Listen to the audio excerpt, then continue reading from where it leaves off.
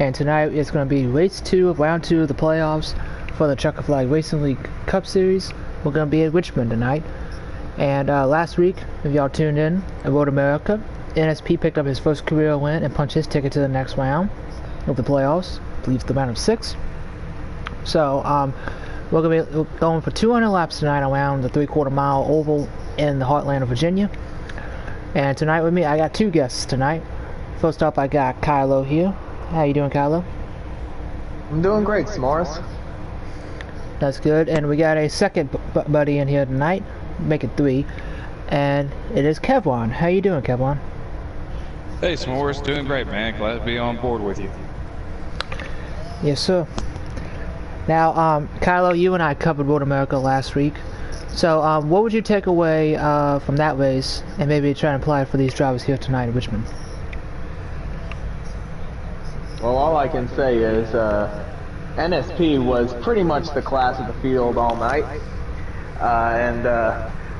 My advice to the other guys is, like, try to find something to challenge him, because judging by qualifying, he's pretty much picking up where he left off. Just kicking ass, kicking everyone's ass.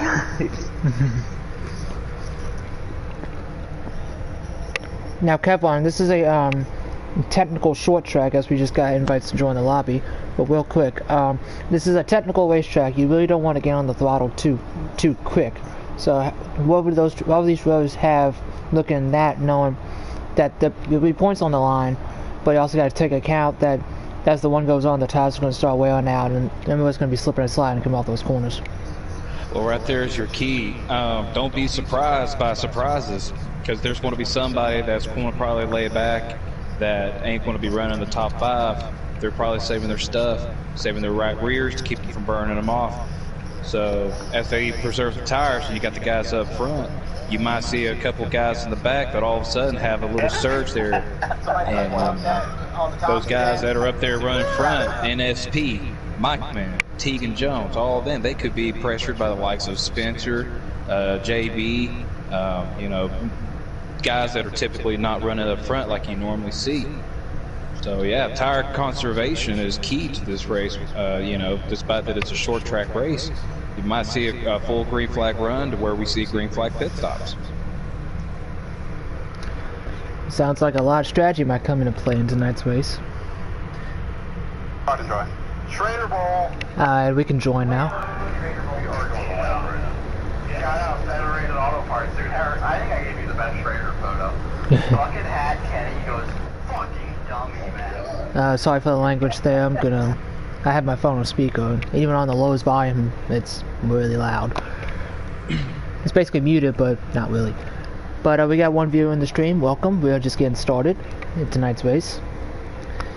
And real quick, I'm going to go over the starting lineup for tonight's race.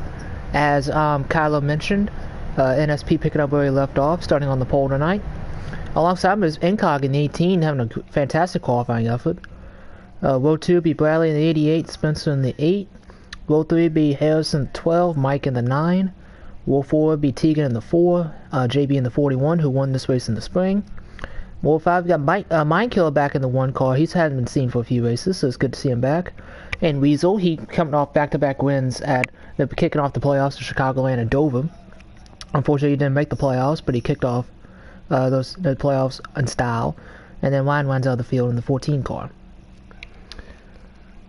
And that's your starting lineup for tonight's race.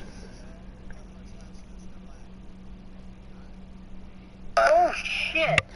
Sorry for the language again. Get in the gas. Where do I start? 6? And of course, there's a little bit more on the line here, S'mores. Be on the lookout for plenty of black flags.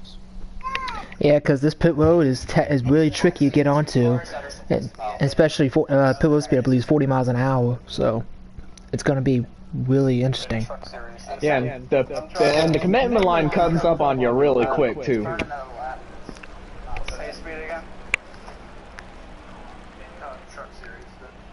Okay, and these drivers are going to do another pace lap here before they take the green flag. Yeah, that first lap they burned, they were trying to make sure there was no lag surges in the lobby here, and it looks like everything's good to go.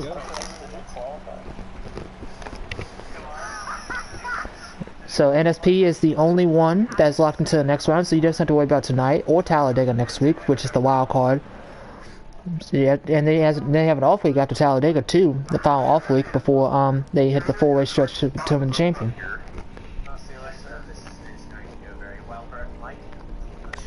Really quickly, who's your guess to win the race tonight here, S'mores and Darth? Well, we're going to take the green flag here. That's going to take the green flag. Buddy, hey, let's go short track racing, boys. But my pick, I got the 41 as they head into Whitney JB, who won in the spring, as they enter turn 1. NSP gets clear to the lead. Bradley 88 already looking to the inside for the lead. Bunch of beating and banging here at the backstretch. We're going to turn 3, but everybody keeps it straight for now. Trainer on the 42s in the walls to come up for turn 4, complete lap 1.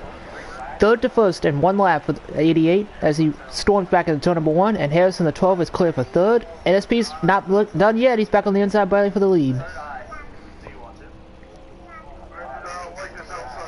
Oh, Bradley drove it hard. They're racing like it's the last lap, and we just started. And Bradley drove it hard down to turn 3, but the 12 car Harris got really wide off of turn 4 there. I mean, even in the back of the pack, we're still 3 wide. The side by side look like 2 rows deep in the back part of the top 5 and the top 10. J-Log with a little bit of contact with the 18. Keeping it straight. Got the JB in the 41, look at the inside of Weasel in the 24. That is a battle for 7th place.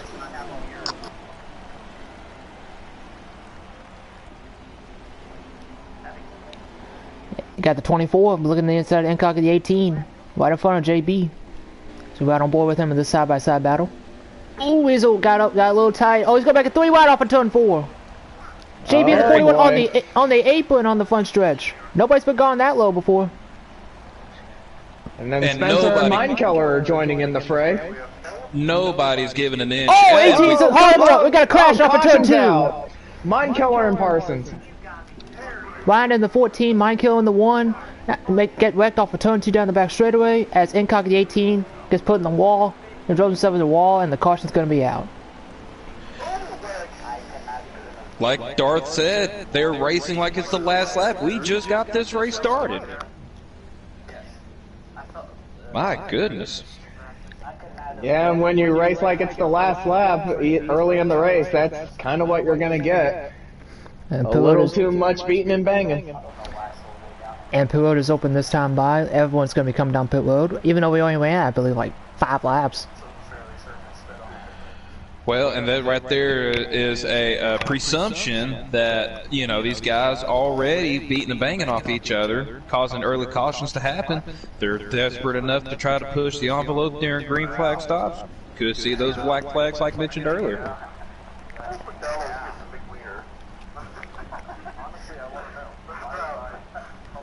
Well, short track action's already kicking off here at Richmond.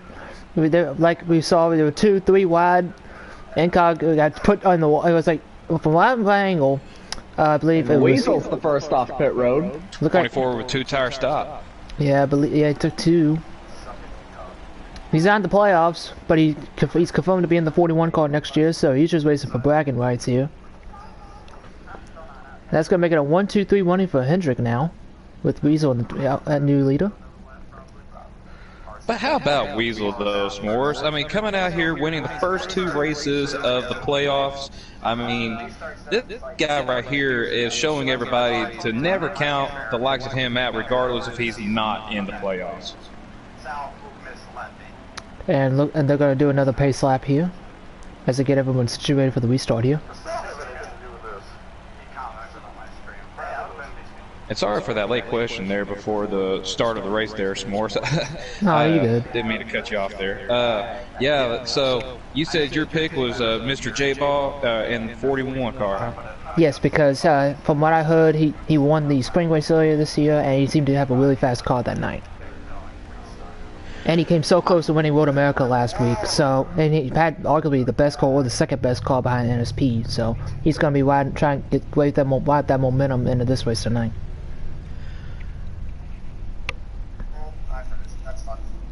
As they're getting ready to take the green flag here for this restart, we're going to ride on board with Spencer this time in the middle of the hornet's nest. And Tegan did not get going on that restart whatsoever. No, he did not.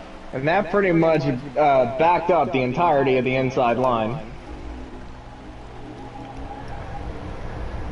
Teammates side by side for second off a 2 between Bradley and 88. He tried to cut in front of Mike in the 9 as Mike clips the apron and everyone goes off the track with NSP and Spencer going really wide in 3 and 4 trying to keep the momentum rolling.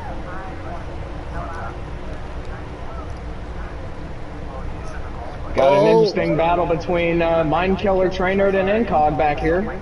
Oh, that 22's in the wall. Hit the wall. There we go. NSP got the wall for turn 2 there. Oh, and the 4 car got it to the 12, yeah. 3 wide for the lead up front. All 3 Hendrick cars basically under a blanket there with Weasel getting pushed back into third as Mike takes the lead at the line. Oh, NSP in the 22 about Peter underneath Spencer in the 8 there. But he thought better of it. Oh, Bradley goes really wide up at 3 and 4. He's on the inside, Mike for the lead. Mike leads at the line. Can the 88 clear him in the turn 1?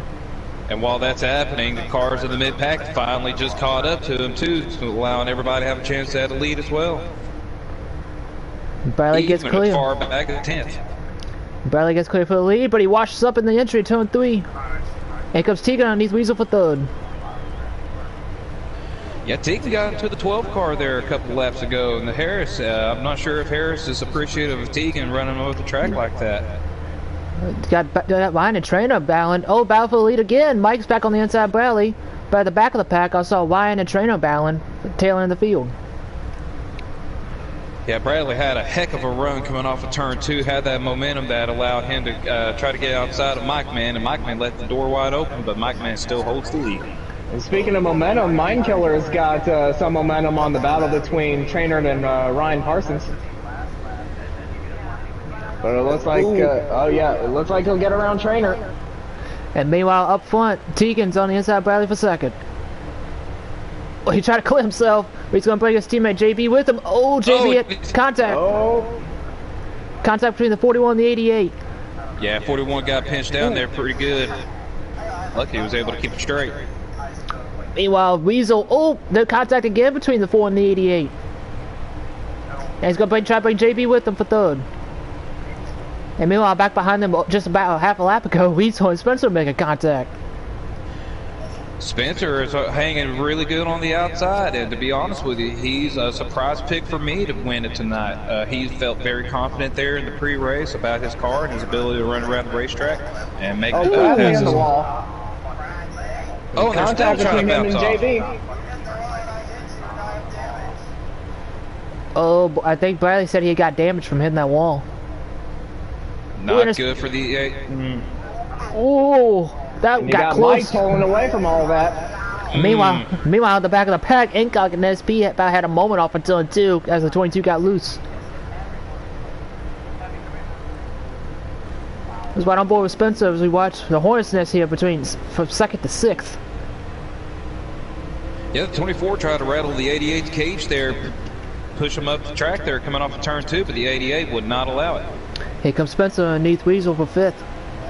Got a great one off of turn 4 down the front stretch. Bradley cooked the apron there on turn 1 as we look out the front end of the 8 car. And Weasel will fall back to 6th as Spencer takes the number 5 position. Ain't clear yet. He slid up. Got tight. And he slid up on the entry, got tight, tried to get himself on the 24 behind the 88. And now we're starting to see a single file line form out after 5 hard laps of racing. Felt like an eternity this morning. And like Kylo said, they're racing like it's the last lap. Yeah, and they're still racing like it's the last lap. I mean, they may be single file, but nobody's going to give an inch. Looks like Hancock scraped the wall there a little bit going into turn 1. Slowed his momentum down a little bit, but he's able to keep it rolling. Oh, he gave a shot to Weasel in the 18, let him know, hey, I'm here. Yeah, he gave him a shot because the 22 of NSP, our pole sitters, knocking on his door as well. Feeling a little bit of pressure. Here comes Incog inside the 24. That is for 6. Oh, Incog got loose off of turn 2. Allows the 24 to hold on to spot. He's going to drive it hard into turn 3. He moved him. Yep. Oh, boy. Weasel's up the track.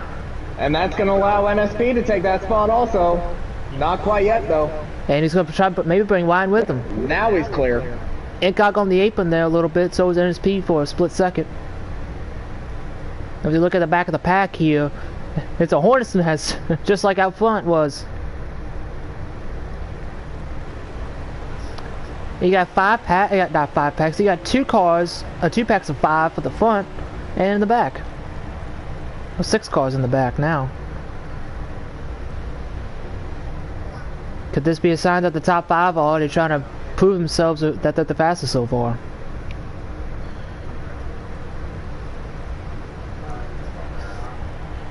While that's going on, just a little update on Trainer in the 42. He's been battling a very ill-handling car from the very start. He's all by himself. It's just now coming out of turn 4.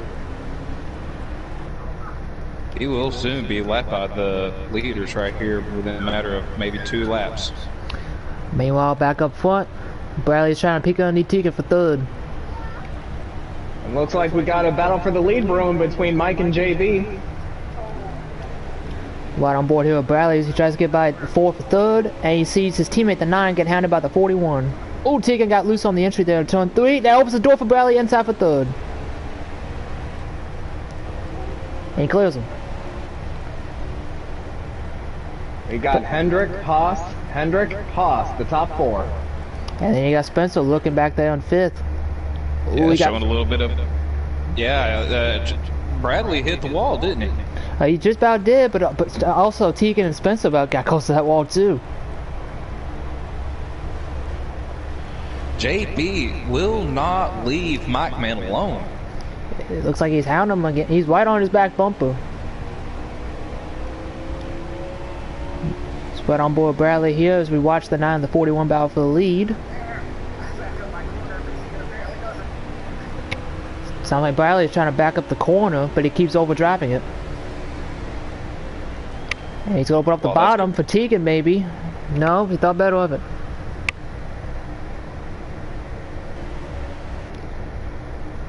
Meanwhile, up front for the lead.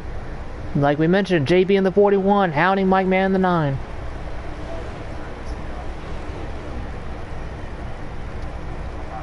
.41 drove it hard in the turn number 1 that time by Tegan. Again, peeking to the inside as Bradley goes wide off of turn 2. Contact between the 4 and the 88 off of 2. These guys are hungry, and it's only been, what, 30 laps? Right on board here with Spencer as this battle continues to heat up between Tegan and Bradley.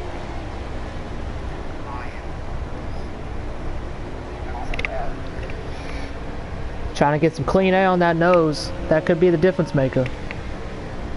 As Bradley enters a little lower than Tegan that time into turn 3.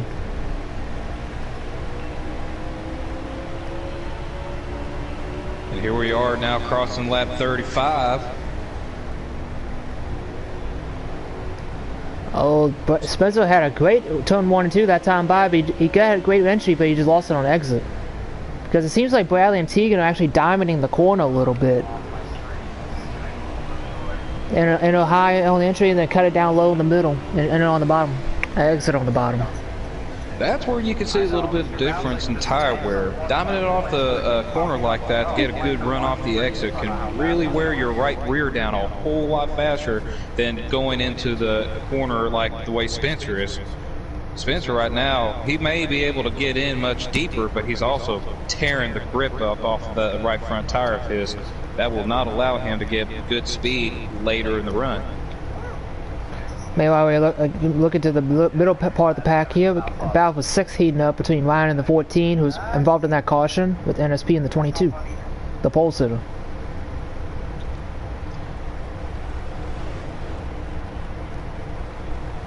Yeah, while the lead was going on, there was a couple of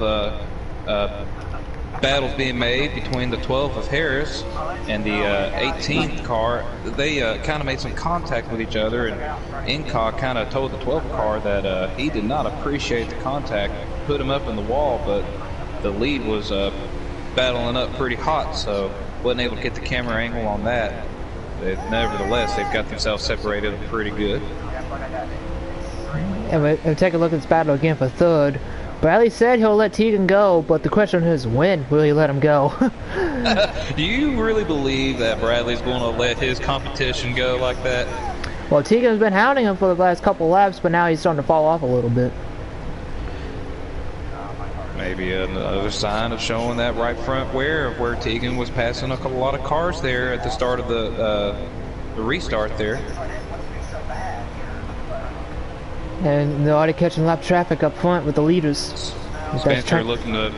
I was about to say Spencer is pressing there to battle Tegan for fourth now.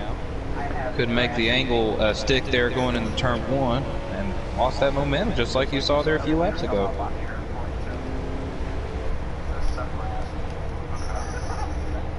And while we go back up front here, like we mentioned, the 42 trainer's about to go a lap down here to the leaders. Is he going to get out of the way? Yes, he will. Yes, he will. He'll let Mike go. Oh, but maybe not. He'll let Mike go, and he'll let... No, he didn't let JB go that time. He let Mike go. Oh, yeah, that's going to cost JB a little bit of time. But trainer finally gives way for the 41. You can see, though, that the 41 lost at least 1 to 2 car lengths to the leader. But now it's looking like he's going to try to get it back.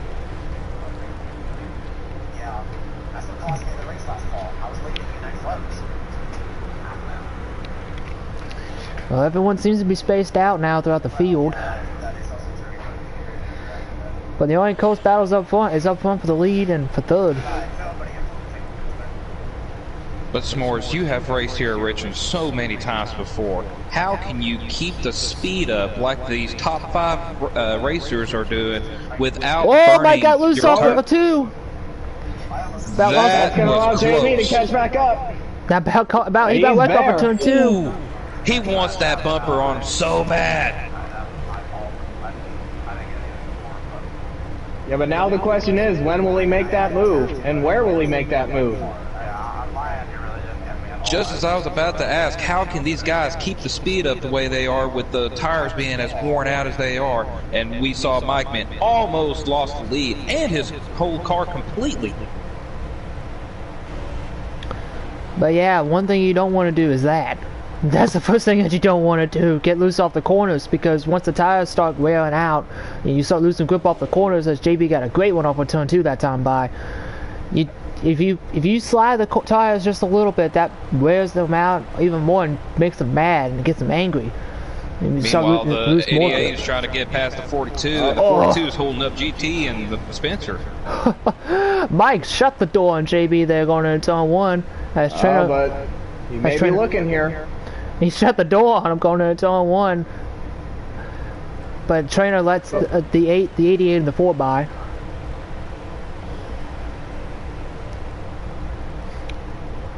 They were maintaining pace time between the 9 and the 41, but Mike getting loose off of turn 2 was just that one little slip as somebody else got loose off of turn 2 there. Looked like Tegan in the 4 maybe. Ooh, wide hit the 4. Ooh, 22 got really loose off of turn 2.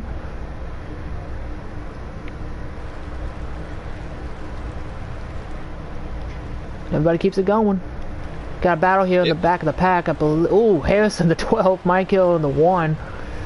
I believe that is for 9th place. Yeah, turn 2 here is definitely calamity corner, especially on the longer runs with worn tires. And it looks like the stage is over because everyone's slowing down. Second caution's out. This will be the end of the stage, like Kylo mentioned. So Mike will win stage 1 with JB 2nd, Bradley 3rd, Tegan 4th, and Spencer running out the top 5. Then you got Ryan 6th, NSP 7th, Incog 8th, Mindkiller 9th, and Weasel rounding out the top 10, who that 2-tire pit stop call did not work out in his favor. And then Trainer, I believe, will be the first call, the only call will lap down, he'll get the free pass here. I think Weasel might go for 4 tires this time. Yeah, because 2 didn't work out so well that time. Well, I mean, he definitely got the track position on the restart, but he just paid for it on the long run. Yeah, it may be nighttime, but this track is hot and slick. 2 tires is just not the way to go, and 24 just proved that.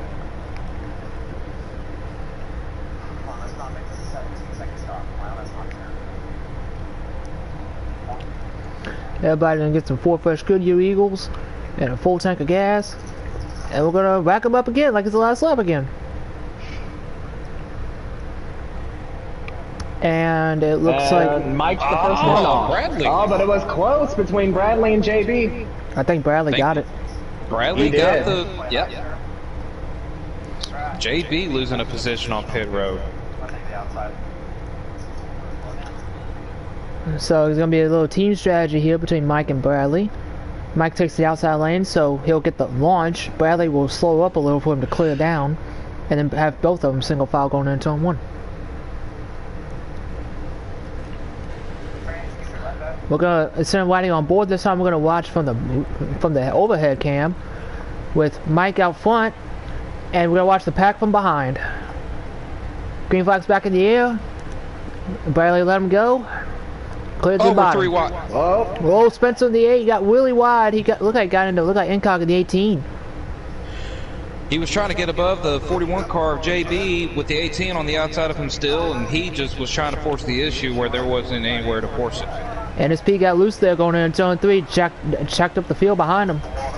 that's going to allow JB to take advantage. That Or is at for- least try to take advantage. That is for 4th place. Tegan tried to get on the outside of Bradley for 2nd there, but the outside lane just does not work. I think you want to be a bottom feeder in this race. Oh, the 22's hit the wall. That checks up the field a lot as they scatter around the 22 And that's where we going. are 3 wide. 3 wide again. Spencer in the 8, Ryan in the 14, NSP in the 22. 2 for 1 deal almost with Spencer. And he does. Incog goes really wide there in the 18. And NSP and Ryan are back to side by side each other, racing with each other again. Like at the end of the stage.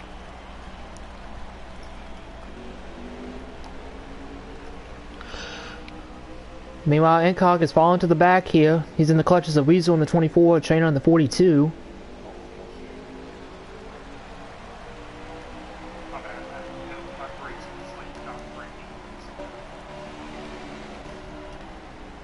Meanwhile, oh, NSP got really loose going into turn 1. He's gonna allow Ryan to get on the inside. That is for 5th, 6th. Also, Weasel in the 24 and Incog in the 18 battling it out. Ooh. Ryan did not give the 22 any room off of turn 4, trying to keep it off him. No, he did not. And he apologized on the radio, telling him he saw he didn't mean to do that. Irish gonna miss the corner. And SP rides the middle lane in 3 and 4 that time by, but he's going to allow his team owner and teammate Harris to get underneath him. Oh, NSP goes really wide in the turn 1. You don't want to be that high. That's no man's land. But he got the one off the corner though, so it might have worked out, or Harris might have got loose off the corner. I don't know. Meanwhile, the top 5 are pretty spread out evenly. You could throw a blanket over that top 5 with the way they're running right now. Meanwhile, the only side-by-side battle on the track is between the 1 of Minekill and the 18 of Incog. Maybe not now, as the 24 jumps to the outside of the 18. A little It looked contact like there. 18 got really loose off of turn 2, had to catch his throttle up there a little bit and allow the 24 to get on his high side. And Incog Harris just hit one of the NSP's line this time, but it does not work out as Incog takes that spot away from the 12. Try to bring Weasel with him in the 24. And this is at the tail end of the field. It looks like we got a battle for 3rd brewing between the 2 Haas cars. And Spencer in the 8 trying to go to the outside of JB for 4th.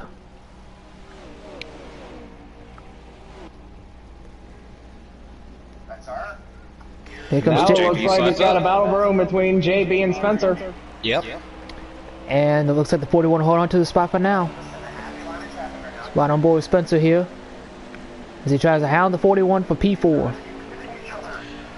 And while you're on Spencer, it looks like his car is very line sensitive. He's got a very fast car with the line that he's running, but anytime he tries to get outside of that line to make a pass, his car gets very ill handling.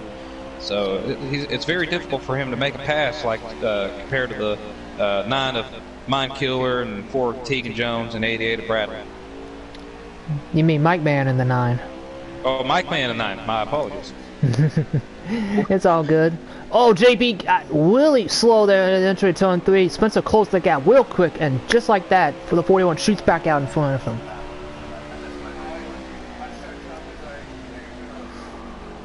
And now it looks like Spencer's losing touch with the 41 here for a little bit. Meanwhile, don't look now, but that blue and white 14 car is getting bigger and bigger in that rear view mirror of Spencer. I was just about to say, S'mores, he is definitely saving his tires there right off the bat, and it's allowed him to get a little bit of extra speed to catch up to the likes of Spencer.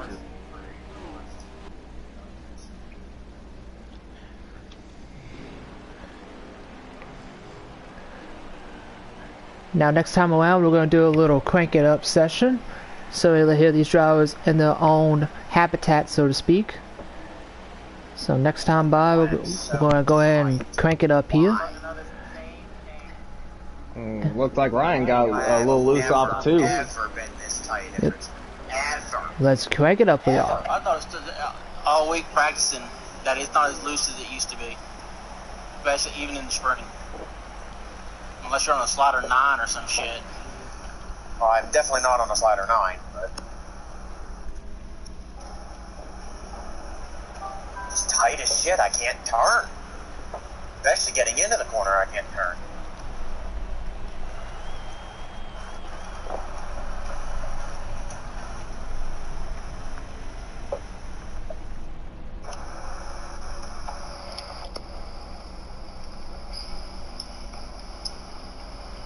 I just hooked that corner. Holy fuck. That was a better lap.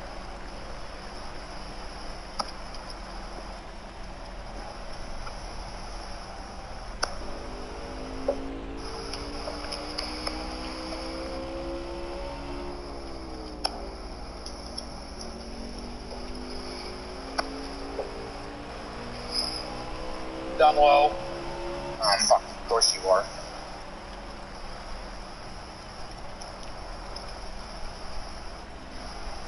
Yep, and I'm too fucking tight to even defend it. Wow, this car blows humongous right now. Give me one opportunity, though. I'm going right back up. And with that note, we'll end the crank it up portion of the stream. Well, I couldn't have said it any better myself. Oh, Bradley the 88. He got tight off of turn 2. He lost Tika again for second as we're on board with JB. Oh, a little contact. But Spencer wants a piece of it too. And 88 is denying that. Yeah, Spencer and Bradley have had a winning before at Martinsville. It was a good thing you done crank it up, because as what we heard from the majority of the guys, tight, tight, tight. And these guys here are doing all they can to find grip to gain the advantage to their competitors, but it is just that hard. Unless you do what Tegan just did, battle for second again. Here comes Bradley back on the inside for second. And he clears him again. Swapping back and forth between Bradley and Tegan. They've been the two winningest drivers all season. They just can't seem to get away from each other. But the one car that loves to get away from both of them right now is the 9 car of Mike Man. He's this is the furthest he's been able to pull away in the lead all night long. Well, here comes JB on the inside of Spencer. Spencer holds on to it though. Oh, but he contact! Oh, JB's loose off a 2 in the wall. Oh no. JB didn't mean to get into Spencer there on the 8 off in the middle of 1 and 2, and then I guess he tried to check up to let him have the spot again, but then he just got loose off the corner while he did that. Yeah, everybody may be complaining about being tight everywhere else around the track, but once they come off of turn 2, that's when all the cars just start getting like snappy loose like that. Yeah, because the car bottoms out with the transition between the banking and the flat. Maybe an awkward transition. And Kylo, to your point, the best way to remedy bottoming off the corner like that off turn 2 is just the way Mike Mint's running his race. He is running that bottom lane all the way till he gets to the very end of turn 2 before it starts sliding up the track. His line is very tight. Meanwhile, we look from the back of Bradley.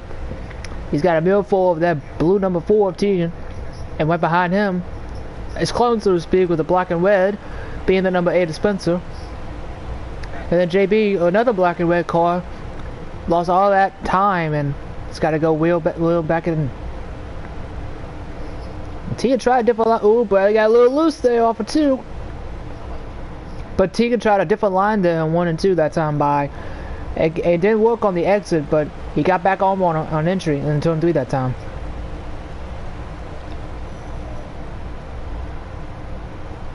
Oh, Tegan is hounding Bradley. He can basically just reach out and try to grab his bumper. That's how close he is. Meanwhile, Spencer's waiting for these two to make contact so he can pass them both at the same time. I don't know if you can hear that, but you can hear Bradley. You can hear Bradley's car, and then you can hear to the left, maybe a little to the right, as train on the 42 is sitting on the backstretch. Whoa, JB's loose off of turn 2 again, but he keeps it off the wall this time. Oh, Tegan gets really loose off of 4. Oh, he's gonna wash up into the 8. Almost hit Spencer. What a save by Tegan. He almost took out Spencer. But like I was saying before, Tegan had this moment, you could hear Tegan's car compared to where Bradley is on the track. You could hear, for me, I could hear him on a little bit to the left and a little bit on the right. Just let him know, hey, I'm here. Well, I'm not here anymore. Oh, Ryan hit the wall for 2 that time by. Yeah, Ryan Guy's been battling a pretty loose car here, of course, now that we all know that the track is very hot and slick. People are slip sliding everywhere, but 14 had a little bit of a momentum going on there, trying to catch the top 5, just cannot keep the speed down to capitalize. Meanwhile, this battle for 7th place is heating up between Mindkiller and NSP. Mindkiller is first race back in a while. Good to see him back. Won a race earlier this year. Yeah, Mindkiller actually got in front of NSP. NSP got loose off turn 2, just like where we've been seeing all the calamity happen. And number 1 car was able to take advantage of that.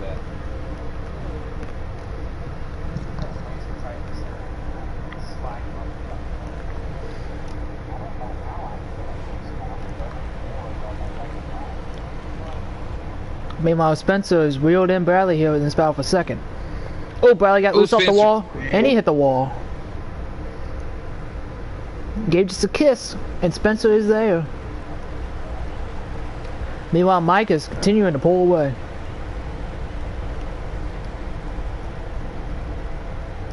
And they got battle for 6 starting to heat up now with Ryan in the 14 getting caught by Mindkill in the 1, along with NSP in the 22.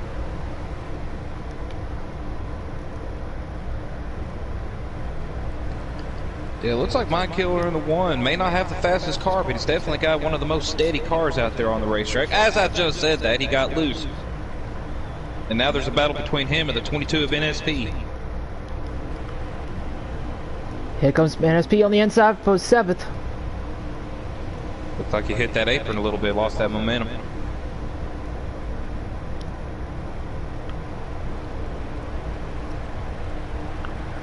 Meanwhile, I believe almost a lap ago now, maybe 2 laps ago, but Tegan looked like he got a little bit of a kiss of the wall there off of turn 2. He just about did it again right there. Mike Gill got a little loose there off of turn 2.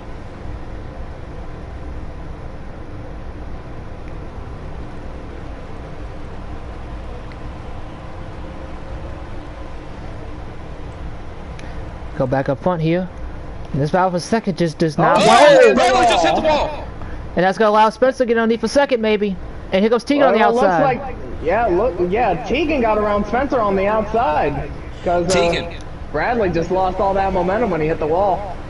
Yeah, Tegan's taking advantage of the 8-car of Spencer here. When Bradley hit the wall, Spencer was just right on his bumper, so they probably both got damaged, allowing Tegan to have the momentum there on the outside. They're still side by side. Spencer's trying to get it back. Oh, he got a little tight there. He didn't want to wash up into the 4. And that's allowing the 88 of Bradley to pull away ever so slightly now. And that allows JB to catch back up. Yeah, where did he come from?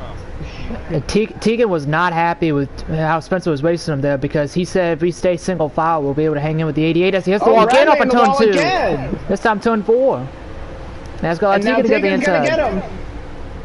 Slide job. Crossover. Maybe. Nope. And Tegan's up to second. Bradley, get into the wall. What happened to Bradley's exactly what happened to Spencer there too, allowing the 41 to get by him, and now he's by the 88 of Bradley. And JB parked the bus on Bradley there for third. It looks like Bradley's car is starting to fall off here. I think it already has.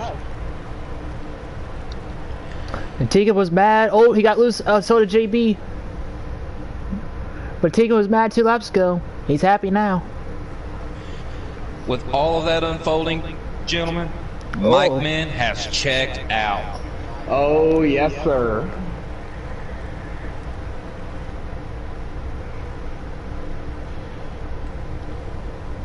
Oh, Spencer got a little on close to that wall for turn 2.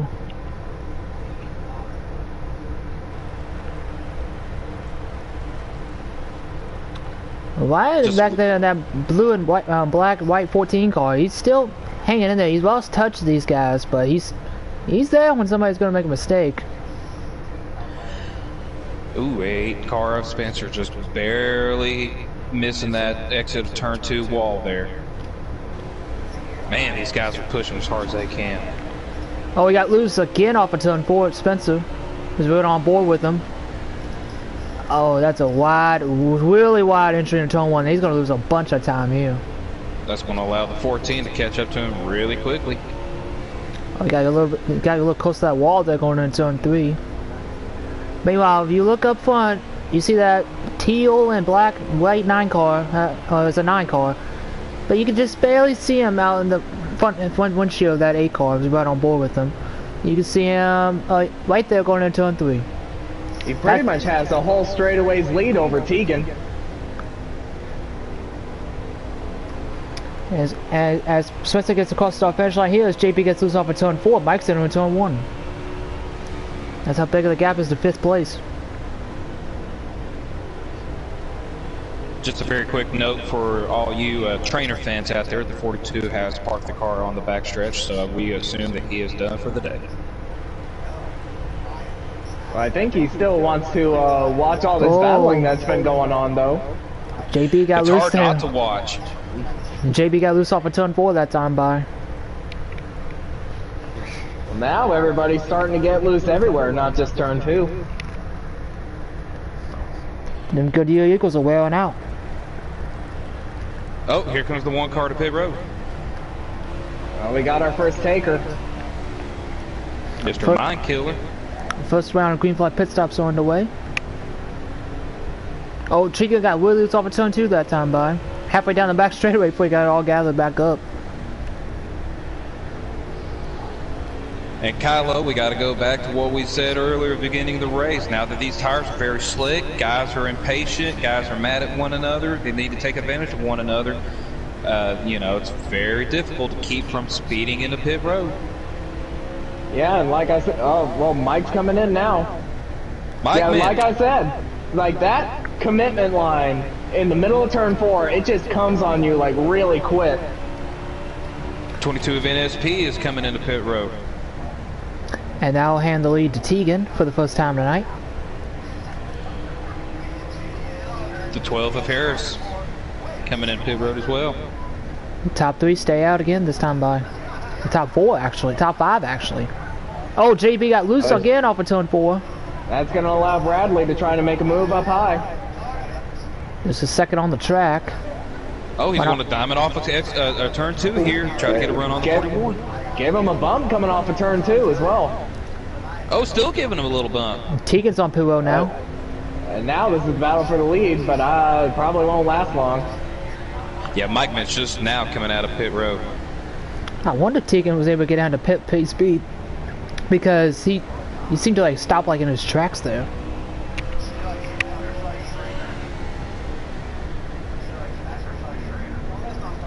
I'm sure he did. Top 3 stay out once again.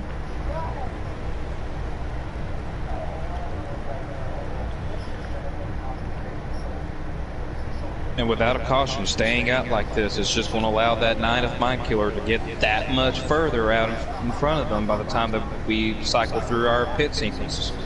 Yeah, and Tegan just came out of pit road, so he was able to slow it down, entering in. JB got loose off of turn 4. He'll hand the lead to Bradley. He let him go there going into turn 1. Oh, it looked like Bradley hit the wall a little bit. And as you've pointed a couple of times out here, S'mores, the 14 of Ryan guy just now peeking his nose into this picture all of a sudden. Yeah, he's starting to wheel in Spencer here for 3rd. JB gave a little kiss to Bradley on the bumper. We got the overhead shot. You see that 41 hanging in there.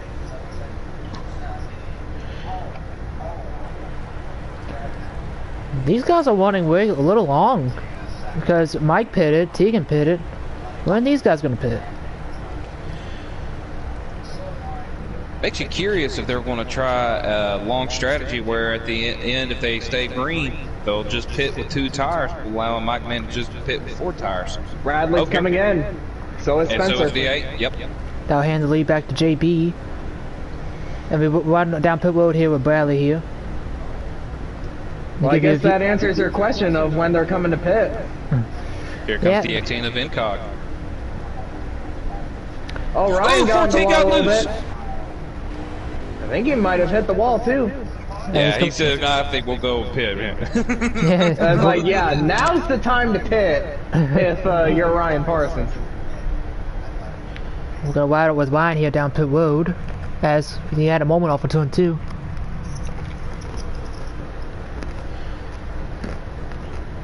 So far, the only cars that have yet to come to pit road then would be JB and the 22 of NSP, correct?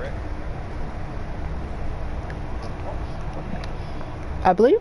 Didn't one of y'all mention that the 22 pitted? Yeah, now JB's in the lead, so the 22's just behind him. I think you said that the 22 just pitted. Oh, then JB's coming in. Did JB miss the pit commitment? No, he's on pit road. Oh, okay. Oh, there he goes. Yeah, my screen lagged. Sorry, folks. Oh, you're good. Meanwhile, I wonder how long those fresh tires are gonna be for Bradley, JB, Ryan, compared to Mike and Tegan, because they pitted way later than those two. Only one way to find out. That's like at least 5, 6 laps, 7 laps on the tires, probably. Well, right now the 24 of Weasel is currently in the lead. He is the last car to not pit yet. And he's coming off of turn 4. You got Spencer in front of him, and Ryan's a lap down. Or maybe two laps down. Yeah, if 24 Weasel pits, that'll allow Mike Man to gain the lead back. Ryan on those fresher tires will get by Weasel here. And with Weasel crossing the line, we are now down to 84 laps to go.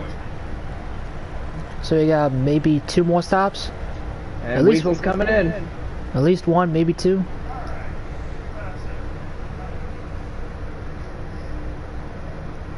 And it looks like Mike's gap over Tegan, I think it shrunk a little bit. Maybe. It was a pretty big gap when pit stops began. I think Weasel lagged out. Oh, he did! Oh. Yeah, because I saw him coming into pit road, then all of a sudden he's just in his stall. So I guess he's done for the night. Weasel with a blown motor, son. Oh, man.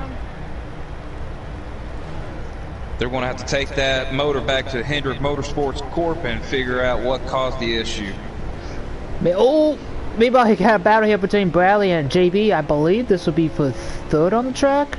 Maybe when this all cycles through. Yeah, Bradley's in third, JB in fourth. And Mike has regained the lead. And it looks like JB will... he's not clear yet. He is now. Put JB up in the third. Bradley might try a crossover on him though. Nope. He'll fall back in line. Yeah, it looks like he's going to save his tires for now to help him with the long run grip. So with JB Bradley staying out longer than Mike and Tegan, that lost him a bunch of time.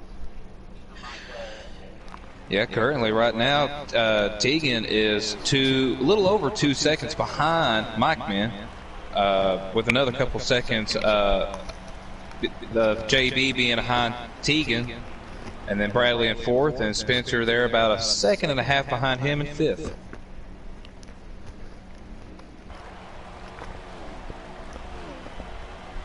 Yeah, they lost a lot of time. And it begs the question, how much time will they be able to gain back with having a few laps of fresher tires than the 9 car of Mike Man? Well, tires usually start evening out once they start getting warmed up and stuck to the ground on the track. So I don't know if they were also even too before the for the pit stops. So I don't know if staying out that long was the right call. Well, just to give a reference on that too, looking at the Mike Man's stream, you got Tegan Jones here 2 seconds back from Mike Man on the dot. JB here just a little over 6.25 seconds behind. Bradley is over 7 seconds behind, and Spencer is just about 9 seconds behind. So 9 seconds is the difference between first and fifth. And there was probably like half of that when the pit stops began. Oh yeah, they were under a blanket there forever, and then they started making the battles between second on back to sixth just about, and Mike Man just pulled away like it was just nobody's business.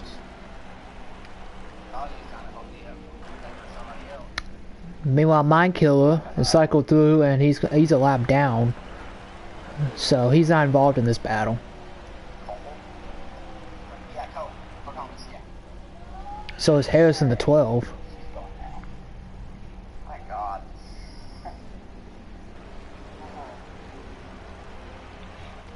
Mike Man, just to give an update, crossed the line with 77 laps to go.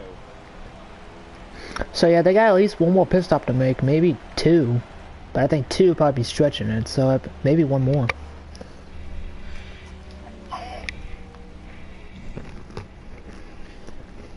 It would have been a long shot, but if Weasel had not blown his motor up, I for sure think that he would have been the car to try to stretch it out with just 1 more pit stop at the very least. But it's going to be hard to tell with Mike Man here pitting. Oh shucks, what was it, about 15 laps ago? I mean, I don't know. These tires are just too important to go on just 1 stop more. I think there'll be probably another stop after this. Well, let's ride on board here with Tegan, currently in the number 2 position as he tries to track down Mike in the 9. As he's rounding the bottom in 3 and 4, getting those left sides on that yellow line. That's where you want to run here, Richmond. You could make the second lane work, like the bottom to middle, like where Tegan's running right now. You can make that work. But once you get out in that second and third lane, that's no man's land. You're going to be falling to the back. Hop on the conveyor belt, because you're going to the back. I think that's the difference, as you just pointed out, between Tegan and Mike Man. Mike Man's able to hold it down to the bottom line there, all the way up to the exit of turn 2. I mean, he's basically not up against the backstretch wall until he's about halfway down the whole backstretch. Just about the same way with the front stretch here. Tegan's not able to hold that yellow line just as well as Mike Man's been able to. I'm not sure how you find out the different endings. Spot on board here with Mike as he catches Incock here in the 18, the lap car. Get his perspective of how he's winning this track. Just so smooth coming off the exit of turn 4.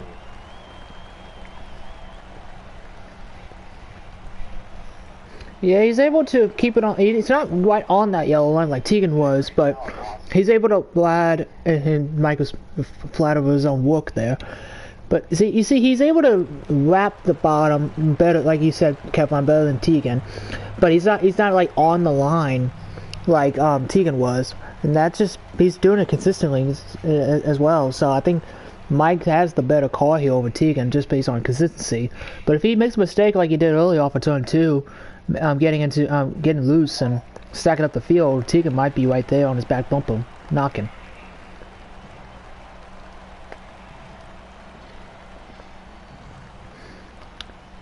Ooh, the 12 of Harris. Ooh, almost got into Bradley trying to get out of his way. Wisely decides to stay down on the apron.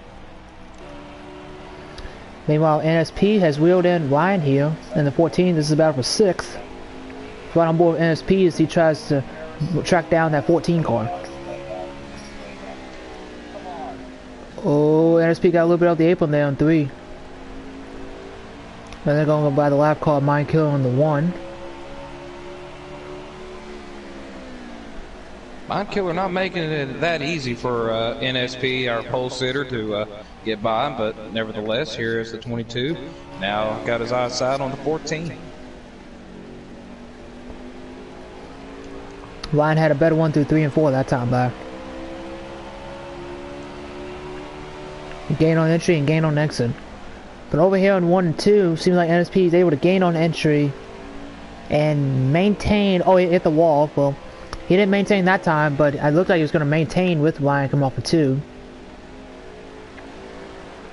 Oh, he got really tight off of turn 4 that time by. Had to get out the throttle there. He lost more time to 14.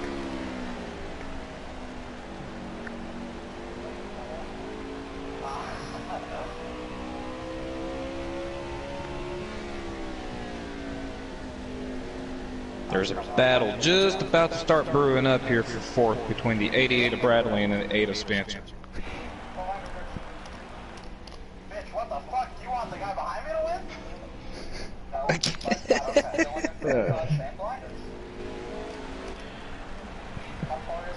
win? Right here. Hot track. Oh, go ahead. Right here with Bradley here, looking back with Spencer, like you mentioned, starting to creep in on the 88 car. And I was just about to say, hot track means hot tempers. These guys just, again, trying to gain whatever they can to find grip and be able to gain an advantage over their opponents. But it is just so difficult here at a racetrack like Richmond. Yeah, it's a very technical track. Oh, something happened, I believe. That might have been JB in the 41. Might have gotten loose off of 2. The 8 got loose as well. That's who I thought it was, because when he came off of turn 2, he had to get off the wall. He didn't smack it, but he definitely had to go down 2 lanes to make sure from hitting that wall. Meanwhile, Harris has lagged out here on pit road. It looks like he lagged out.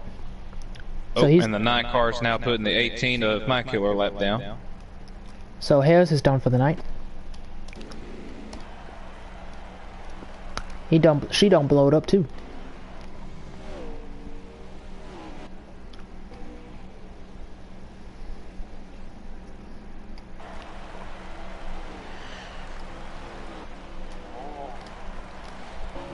Swat on board here with Spencer as he tries to set up this pass here on Bradley for 4th. Slowly but surely, he's been chopping down just a 10th here and a 10th there at Bradley's bumper, but he just cannot capitalize once he gets close enough to him, probably due to that dirty air.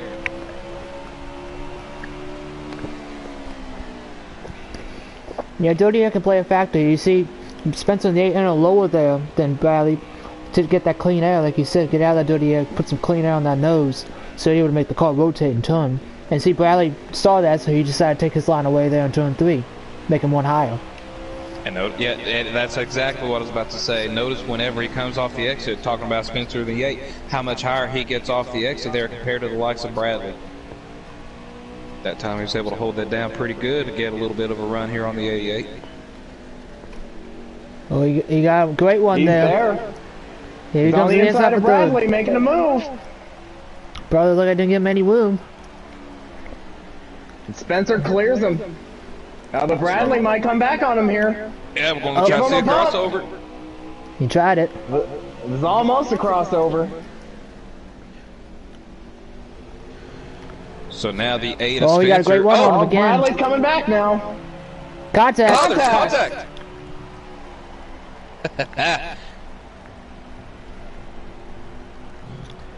Side by side for third. Oh!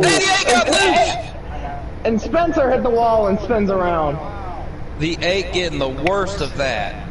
Oh my boy. goodness. I was passing you cleanly. I got loose. Stop. How many times? You heard it right there, folks. Yep. I don't know. Alright, ask me that question in 2021. He didn't. He lost a lot of time, and here comes Ryan underneath him for fifth. Now, I guess I didn't follow the rules correctly, S'mores, and I apologize. I thought that was a caution, but I guess it has to be more than one car wrecking. Yeah, I believe one. Yeah, one dude, because Bradley kept it going. Yeah. Basically, used Spencer as a bouncing basketball, and Spencer's pitting this time. Yeah, I don't think he has much of a choice. That was a ton of damage he suffered. He probably has an overheating issue. And Spencer's What not a tough happy. break. And Spencer's not happy. And with all that damage, that stop is going to be at least 30 seconds. Maybe a little less than that. So his race is pretty much done. It looks like JB's following him in. Probably this is just a scheduled stop, though. Spencer was having such a great run, running in the top 5.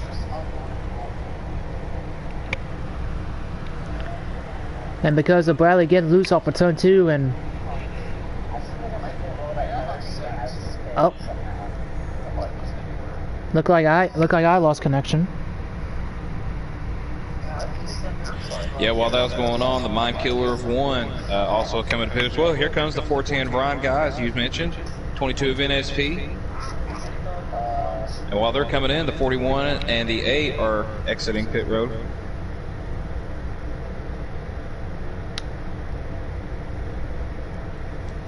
And Mike's coming in.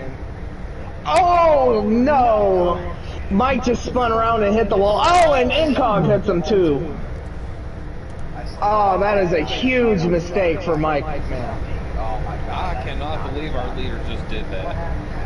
I can't believe it either.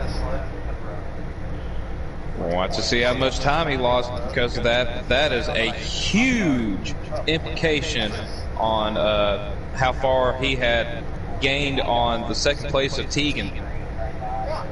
No. Well, Mike's not happy at all. Oh yeah. Yeah, he's pissed. But I'm able to get back in, so I'm able to watch it again.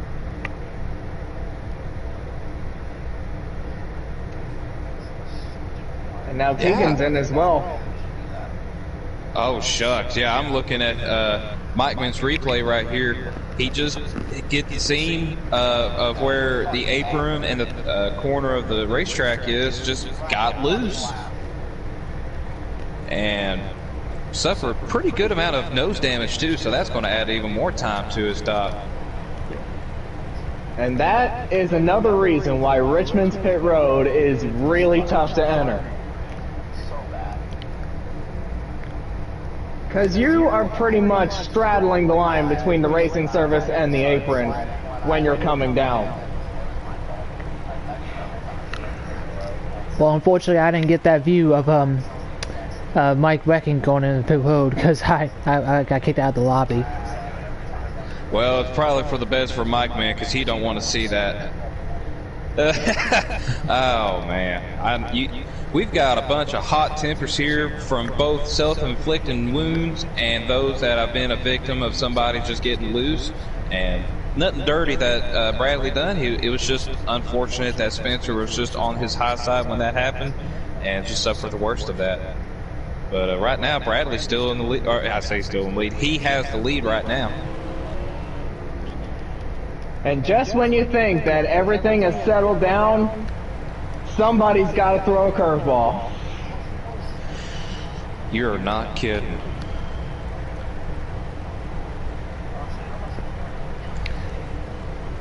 So I believe JB is in second, I believe, correct? Or did he pit? I think he pitted. Yeah, he pitted because JB and Spencer came out of pit road together. Okay.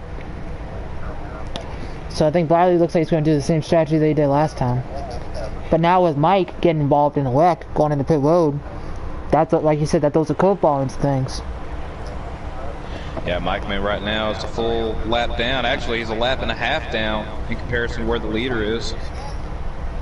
Even though he is in 4th place, that if it cycles around after the 88 and whoever's the second is, I forgot. Anyway, whenever they go to pit road, Tegan should have the lead.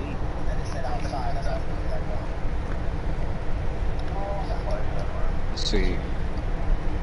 And it looks like Incog might have that second spot. And you're absolutely correct. I was just looking.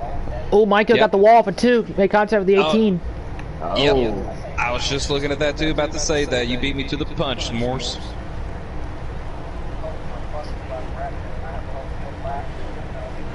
So yeah, Bradley's he's the only car on the lead lap. Oh, NSP got the apron there in turn 1. Oh man, okay, so give you a perspective of how much time Mike Man lost. Tegan is a full second ahead of him now, so once pit cycle is completed, Tegan should have the lead by a full second in front of Mike Man. Got NSP in the 22 here, passing Incog in the 18, but that's going to be a huge change. I wonder if Mike will be able to track down Tegan and be able to take the lead back, because he has the car to do it. The question is, does he have the time? He definitely has enough time. We're just now approaching lap 166, about to cross 167 with the 88 of Bradley. But I stated it at the beginning of the race here, S'mores. Don't be surprised by surprises. And Darth, I know you were surprised like I was too. I let my guard down on that one. And once pit stop cycles through, that is the gap between the 4 and the 9.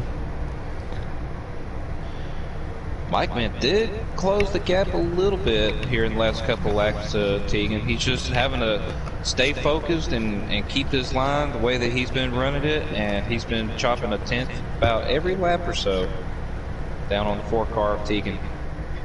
Well, after that pit stop, I wouldn't be surprised if Mike is driving like a man possessed. For sure. And don't you forget about the 41 of JB. Sitting there in 5th, just behind Mike Man. You know, as long as he stays with the kind of line that he's been running, and keeping that car clean, he's just got an equal shot. Because these two right here may make some contact between the 4 of Tegan and the 9 of Mike Man. And JB already had a word with Spencer to let him know that try not to go racing here. You're probably racing for nothing here.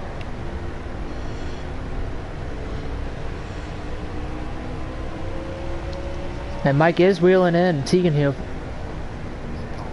Now would be for the lead once Bradley pits. Incog's on pit road in the 18. And just for the viewers' information, the 8 car had been running in the top 5 all race long. And yes, he is behind JB, but that is not for position. The next car behind JB in the 41 will be NSP in the 22. Which looks like the 22 is way back there. Yeah, he's in turn 3 now. And JB is coming off of turn 2. So that's a huge gap between the 41 and the 22.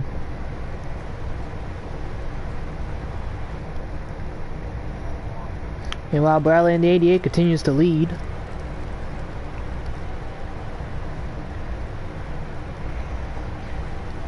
And I think Bradley might have actually come down pit road already, because I'm looking on Mike's stream now, and it looks like Tegan and Mike are running 1-2.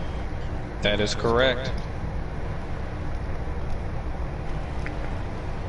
Spot on board here with Mike as he tries to track down Tegan for the lead here, possibly for the win. 27 laps to go. Coming to 26 laps to go. So yeah, I believe this will be for the win, if we don't get a caution. It's not over yet. No, not by a long shot, Kylo. You are absolutely right. And this is the first time, I believe, since the initial start or the restart at the end of stage 1, that Mike has been playing on the offense rather than defense.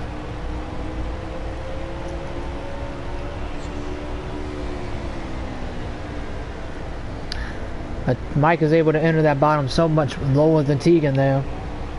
But I believe that Tegan winning a little higher is able to keep the momentum off the corner, going down the corner and the straightaway. To your point, Mike, man, he looks like he gains about a 10th every lap, and by doing it that way, Tegan is able to gain a half a tenth off of those exits, but loses about a 10th and a half going into the corner entry, because you can see how high he is right now. I want to see if he'll do it again this time. Yeah, he did, but Tegan took advantage of it. Last lap, Mike was running way off the wall, taking the shorter route going down the front stretch, while Tegan was up against the wall. And he's able to gain. He does it right here. And he gained a little bit more extra time down that straightaway. I was going to say, going into turn 3, he'd kind of done the same thing right there, just about a quarter car length down lower than Tegan. And he is wheeling him in. Yeah, catching him is one thing, passing him's another, and Tegan's not going to make it easy. And Mike Man's a man possessed, as Kylo said. He's probably not afraid to put the chrome horns on the back bumper of that Busch Slide car. I wouldn't be surprised if Mike actually gave Tegan the chrome horn. We're going to find out here, maybe going into turn 1. Tegan drove it in harder than Mike, but Mike backed up the entry. Try to get the one off the corner. Oh, he's there now.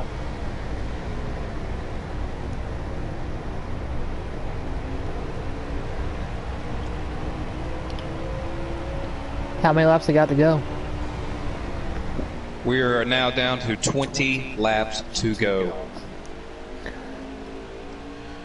Ooh, got a little Tegan got a little loose. Yep. So did Mike.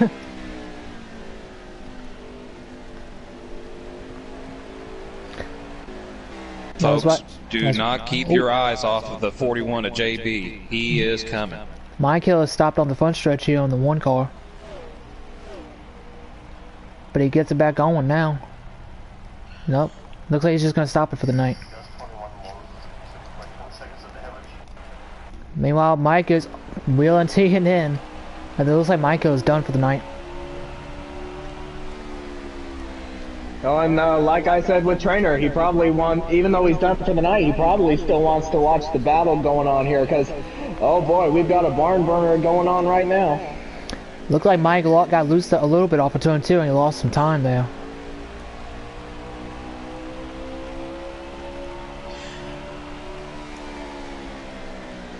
You mentioned earlier, Mike, man, this is the first time he's been on offense. You got to wonder how much more he's burning that right rear off just so that he'd be able to catch up to the 4 of Tegan. JB got a little loose off of 2 there. Tegan got a lower exit there off of turn 4 that time by. Look at Mike. Here comes Mike. He's sitting in the turn 1. Tegan left the bottom open. Yeah, but Tegan closed the door on him. But notice how aggressive Mike got. He's there. And Tegan got on the apron. Yeah, he got on that apron a little bit. Might have cost him a little bit of momentum. Mike been run that yellow line all race long, and now he's doing all that he can to get in front of the 4 of Tegan. He is trying. He's right on that back bumper.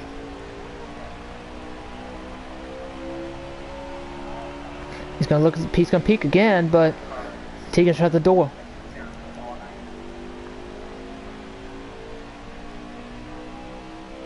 This is far from over, folks, as we're approaching 13 laps to go. Oh, He almost got there. Him. He almost put that chrome horn on that bumper. He's peeking again. Oh, but Tegan's gonna open the door and he's gonna shut it down. Not for long. Here he comes. Oh, He has here he that is. Now we're lead. side by side. But Tegan got the one off the contact. corner. Oh, But Tegan got the one off the corner. How did he keep that momentum after getting so loose? He's gonna peek again. Oh, he hit him. Maybe. Try to.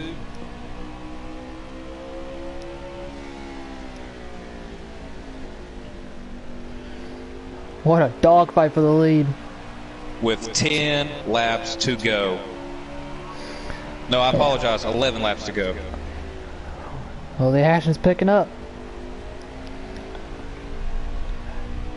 There's a car up ahead too, these two. I believe that might be Incog in the 18. Will that play a factor? 10 laps to go.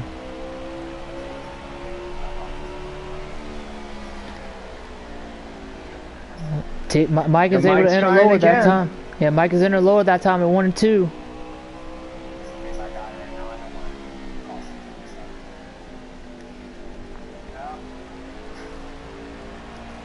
Nine laps to go at Richmond. Can Tegan in the 4 hold off Mike in the 9?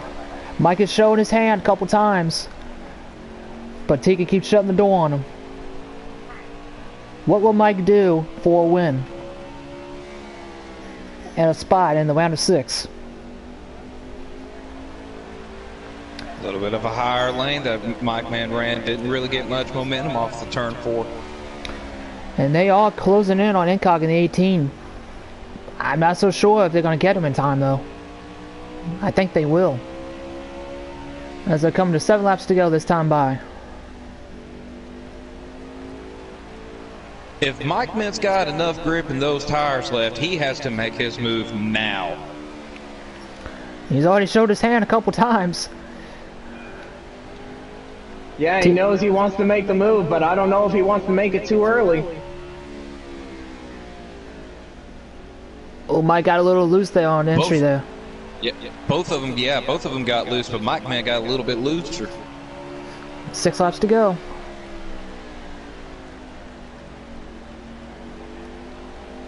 Oh, he shut the door on him again off of exit. And as we are coming to 5 laps to go, Oh, he hit him. and that means no more cautions. He's going to go on the outside, though. Maybe. 5 laps to go. Oh, he's going to peek in the cross. inside. there we Oh, he thought about it. He backed out of it because he knew Tegan was going to shut the door on him. Oh, Mike got loose off of 2. Oh, Tegan chucked up in the middle of 3 and 4. As he come to 4 laps to go this time by Richmond. A lot of respect Mike Man's giving Tegan here. Here comes Mike. He had to get one off of 2, but I stalled right there just on the exit.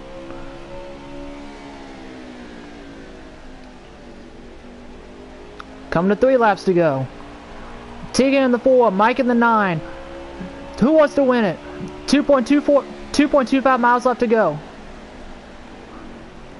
Gave a kiss. Hey, I'm here. But That lost so cost him much a lot of time. momentum. He lost so Yep. much time there. Coming to 2 laps to go. 1.5 miles left at Richmond.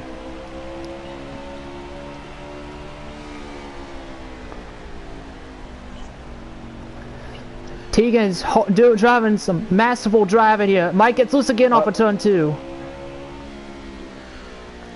As they come to turns 3 and 4, take the white flag. It looks like Incog in the 18 is not going to play a factor. White flag is in the air. Final lap at Richmond. He's got 2 more shots at it. Over. You got 2 more shots at it. Tegan left the bottom open, 1 and 2, he's there. Half a lap to go. Will the 9 give him the bumper? He's trying it. Too far back. Looks like Tegan's got it. He can't get there. Hickok's in the wall for turn 4, but it doesn't matter. Tegan in the 4 wins at Richmond. And what a battle between two titans of this league. A lot of respect was raised from Mike Min to Tegan Jones. Had all the opportunity to give him the Chrome Horns to get that lead back, that he dominated so much of this race, and he raced as clean as he could. Yeah. Came up second, but you got to give a lot of respect for him. Tegan held off a hard-charging Mike to get that win. Mike had the best call all night long. He makes a mistake going on the pit road, and it costs him the win. Yeah, but he gave it his all, man. I'll give him that. He tried it. He tried multiple times. He showed his hand multiple times, but Tegan was just one step better. With all that being said, coming in 3rd place is JB, Bradley in 4th, and NSP in 5th. And those are the only 5 drivers that were on the lead lap. Just shows you what kind of a clinic that Mike was putting on. And it looked like Hancock was going to play a spoiler there at the end. Like he hit the wall for turn 4 coming to the checkered. And Mike, and Tegan almost hit him. And Mike almost got involved too.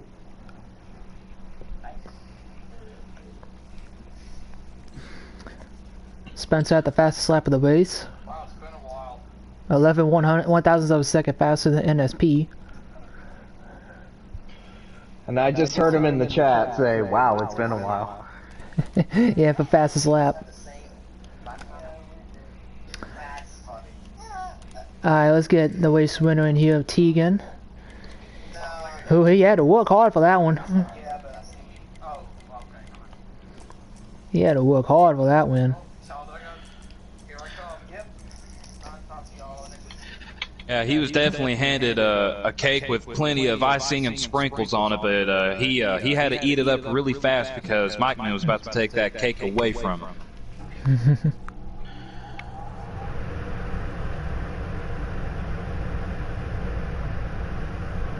While we're waiting, boys, I'm telling you, that was a heck of a race that we just watched. I hope these fans enjoyed all of what we've got for them, because I sure did. I did too. And if you thought tonight's race was crazy, wait till next week when we go to the place. Son.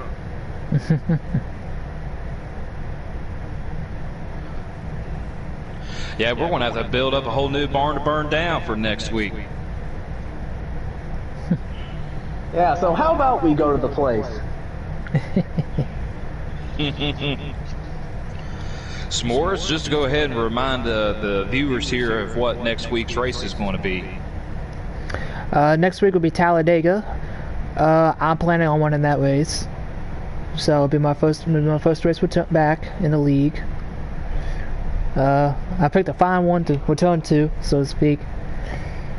But it's like non-stop action, plate pack racing, 190, 200 miles an hour, and it's gonna be a lot of teamwork, a lot of drivers trying to work with each other, trying to get track position, and it's gonna be a fun time. Let's just put it that way.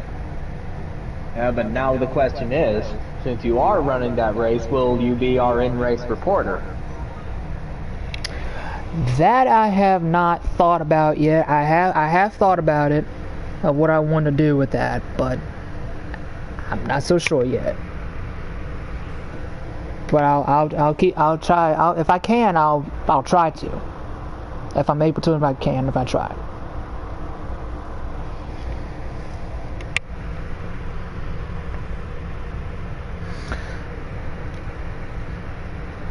Yeah, well, that would be interesting, though, describing what's going on in the race while you're racing, like kind of like how the SRX do it. Yeah, seeing, I heard that they had drivers interviewing each other in the cars, which that's pretty funny right there. But Yeah, Clint Boyer, he definitely had fun with, I think it might have been Joey Logano that was talking to him, and he was like, shut up, I'm busy. But we're gonna try. I don't think we're gonna get Tegan in here. So let me try to get second place in here. Mike, who has got to be very disappointed with that second place finish. No doubt about that. Especially knowing he had the best car all race long. Oh, there's Tegan. There's Tegan. How are you? I'm good. Sorry guys, they didn't have a pop-up. I had to check. Oh, I added you on the phone. That's why. But congratulations on your win. You worked hard for that one. What was going through your mind knowing that Mike was wheeling you in and he showed his hand multiple times trying to get by you? Mike probably had that one without his pit issue he had. So I thought I would have a bigger lead on him after all that, because I just really thought it took him out of it. But I just battled a tight car all night. Like the whole lobby had issues with, and Richmond is not a track where you're tight the whole run. And I actually got tighter there at the end, and it was causing me to have to check up my corners to keep it on the bottom. And that was probably what was keeping him from getting a run on me. He's probably a little bit pissed because he probably thinks I've done it on purpose, but it wasn't. Me and Mike's had races like that more times than I can count, and I never in my life, I think, had to work for one like I did this one tonight. So Mike usually brings that out in me, so congratulations, Mike. I don't think even Bradley does that, so it's just something about me and Mike. Maybe we're both egotistical, I don't know. We're both assholes. So what is that, your 10th win of the year? Or 11th? Yeah, a 10th, so third season in a row with double digits, so that's a good goal to have. Well, you had a couple. It's been a few races since you last won, so I'm glad you're happy to not have to worry about Talladega next week. Yeah, I mean, I really won't worry about Talladega with the points that I had going in tonight and was probably going to get tonight. So Talladega is going to be more about having fun and see if we can't shake up the playoffs a little bit. Kevin, you got any questions for him? Well, I'd just like to rewind back towards more of the middle of the race when you were having to deal with the 88 of Bradley and the 8 of Spencer and the 41 of JB all at the same time. Did you think that was going to cost you enough time to where you would have never been able to catch up to Mike Man? So that part of the run, we were all frustrated because, like I said, we were all like, when somebody got in front of that group, their car went to shit.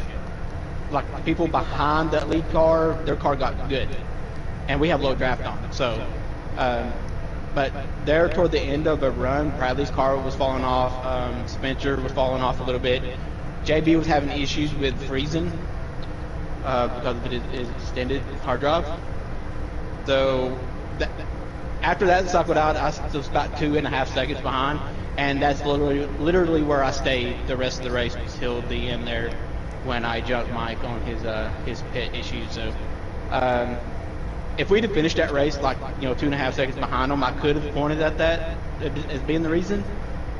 But I don't know, we were just all kind of struggling. I did notice that Mike on the end of the run would get loose, and I think that's why he was kind of short pitting his stops down so that he could beat it. So he kind of forced my hand on a couple of the pit calls I made. So sometimes that's just something you have to do. Yeah, that's why I asked that question. I was curious about, because of the way you had to race those guys, if that prevented you from being able to save your right rear tires to, have that extra grip for the long runs to be able to run down the likes of Mike. Well, the thing about the right rear tire is I didn't have no issue with the right rear. It was the right front that was actually wearing out more than the right rear. And on that last run, I made it looser and it got tighter. So I don't know what's up with these lobbies. It's an issue that we've had since about race 10 of this season, where they kind of feel like they flip-flop from last season and years before. where lobbies that used to be loose, you know, racetracks that used to be loose are now tight, and the ones that are tight are now loose. So it's kind of funny how that happens with no update or DLC before we had the DLC and the update. So at this point, it's just chalk it up to, I guess, server problem. Kylo? Honestly, I don't really have a question. I was just speechless from that late race battle. I was prepared to finish second, to be honest. I thought Mike would probably get me cleanly, or he'd move me for the win, and I would finish second. And then I got to worrying about, like, when he caught me with like 20 to go. And then I worried that if we got to racing each other, JB would be pulled into it. But at that point, you just you gotta race for the win, whether, you know, regardless who it pulls in. So yeah, I mean, I feel bad for Mike, but I've got to take a win. I've not had a win in a while. I've finished second all the way through one segment of this playoff already because somebody beat me on my own strategy. So yeah, I'm glad I got it. Well, I actually got one more question. Congratulations to you. Yeah, congratulations to you. And I actually got one more question for you. Oh, sorry. How nervous were you when you saw Incock hit the wall for turn 4 there coming to the checkered flag? Well, I figured that if he hit it hard enough, if it like it usually does, it usually bounces you to the inside really quick. So that's actually why I aimed for the wall. So I was prepared. I was just hoping that we wouldn't etch him in a bad spot, you know, before we, you know, got to the finish of the race, because I did not want that to be the deciding factor between the two of us. I would have been pretty mad either way. If I had been second and won, I would have still been pissed. So that's one thing I don't like, is lap down cars kind of playing a factor into a finish of a race. Well, congratulations on your win, Tegan, even though that probably not needed at this point, since you already had a pretty good point cushion over the cutoff line. And I'll be seeing you on the track next week at Talladega. Cool. I'll see you next week, S'mores, and maybe we get Kevron and Kylo to broadcast again. We'll see. Hey, never know. Yeah, it depends on how next week works, man. But yeah, definitely glad to be able to broadcast with S'mores and Kylo and watch you win, man. Heck of a race. Thank you, Kevron, and thanks, guys, for broadcasting there. I'm gonna start calling you Harpo. Why that? Just because I like it. Everybody's got their nickname in here. We've got Kevron, we've got S'mores. It's a play on their name. So you are Harpo from here on out. You can just go ahead and pay $9.99 and change your name, and that would be great. Well, somebody I know calls me Harpy. That's because you bitch too much? Hey, I don't bitch that much. I mean, yeah, I definitely bitch, but not as much as some people in here. Don't be throwing your boy Spencer under the bus. You'll be interviewing him here in a little bit. Now, who says Spencer? Come on. All right. Come on. Alright, guys, I'm gonna get out of here so y'all get somebody else. Yes, sir. Alright. Later. See ya. Well, definitely all smiles and chuckles from our winner, Tegan Jones, but man, if we get Mike Man in here, I don't think it'll be a complete 180, S'mores. Yeah, I would not be surprised if he's a little hot under the collar, so to speak. Well, I bet he will be hot under the collar. Because he just almost had it. Yeah, and he would have had it too if he didn't make the mistake on Pill Road, or going into Pill Road. Now y'all gonna have to take me through that incident, because I wasn't able to catch it in time. Well, before we do, yeah, took the words out of my mouth. There's Mike. How are you? You guys know. Yep. Well, take us through it, so to speak. We were just about to bring it up, but take us what happened with you, which unfortunately cost you the race. Yeah, I just messed up going on the pit road. Would you like to go further in detail on it, or straight to the point? Not really much to say about it. Okay. But besides that, you did come home with a second place finish. It wasn't the result that you wanted, but you did have a really good car tonight.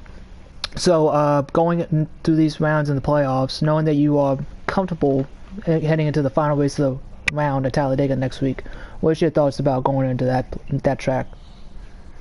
Not comfortable. I'll have a okay points gap, but you're never comfortable there. Some crazy things can happen. What's your question? How do you feel about going to Talladega next week? I feel fine. I hope I get eliminated. The mistakes that I made this year, I'm not one of the 6 best drivers out here anymore, so I've made so many really stupid and silly mistakes that I don't deserve to be there. So, even if I do make it through, I keep doing the same things over and over again. So, we'll see what happens. Kevin, got any questions for him? I didn't have any questions until that last little comment, Mike, man, that you just said.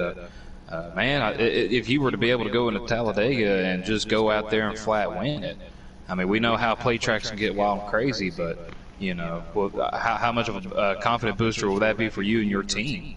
Because, you know, to hear you say you're not, you know, the best of the 6 cars, man, seeing you race tonight, man, you could have fooled me because, yeah, you made a mistake, but shucks, you were still right there, even with that major mistake going in pit road, knocking on Tegan's back bumper there, ready to knock him out for the win at any given moment.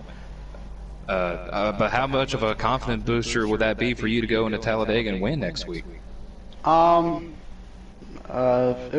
like to win, but I don't know if it'll really boost my confidence that much because I'd much rather win a race like tonight than next week. But of course, I'd take a win next week. I don't know if it would have any effect on my confidence. Winning tonight might have, because I feel like there's a lot more that goes into winning. A lot more would have gone into winning tonight than it'll take next week. But yeah, I do the same things over and over again. I've had that happen a lot this year, so it's just pretty frustrating. Well, you definitely seem to have the cars to be able to win, especially like tonight. Eliminating those mistakes obviously would help, you know, magnify winning if you had the chance to be able to win at least. But man, hey, shucks, we've still got what, 5 races to go after this? Is that correct? Yep. So about that much. So I mean, hey, these last 5 races, it's no different than in the World Series. You know, you might have a team that was probably 3rd at best in their division, get all the wild card wins they could, advance into their region, win their division, and here they are in the World Series. So, I mean, shucks, you can try to forget all those mistakes you made, man. Go forward with these next 5 races, knock them down, and put all the cards on the table, and just, you know, get all the wins you can, get all the points you can, and next thing you know, you got a championship, man.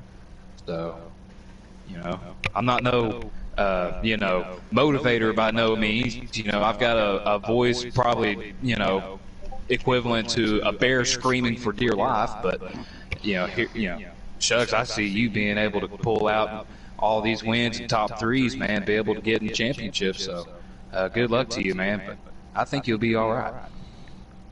Yeah, hopefully we'll see. Speed, I'm not worried about. It's just even at tracks because this pit road is not hard. Nobody else really messed it up like I did, so no matter what, it seems like I'm finding a way to make the mistake that nobody else around me is making. So, yeah, just can't do that. Well, one last quick question: do you think the mistakes being made is because of how high the level of the competition is? No. I had a 2.5 second lead. I didn't need to do that. So, I just a mental error. Took the wrong line into pit road, and I paid for it. So, that'll happen. Hello? Kylo, got any questions for him? Well, I've got nothing, but all I can say is that, man, it's tough. I feel for you, man. Yeah, It's this is the worst one. So. Yeah, and you were just like right there too when I was pulling for you, man. I thought you were just gonna give Tegan the chrome horn, but the amount of respect that you two have, I mean, it's just crazy. Yeah, I didn't want to. If I wanted to win that race on merit. I didn't want to hit him out of the way for it because he didn't make the mistakes that I did, and he put himself in a position to win, and I didn't, and he was better. Well, unfortunately, it's disappointing end to you and end of the night, Mike coming home second, but there's nothing to be ashamed. I know you're kicking yourself in the leg for what happened, but you have another race like that coming out, dominating, winning. So it ain't gonna be in the end of your winning ways and dominating ways, but just keep your head up high, head to next week Talladega, and I'll hopefully be in victory lane, and hopefully I'll be there to see it when I'm on track. Yeah, that'll be fun. We'll see. Just this one stings a lot.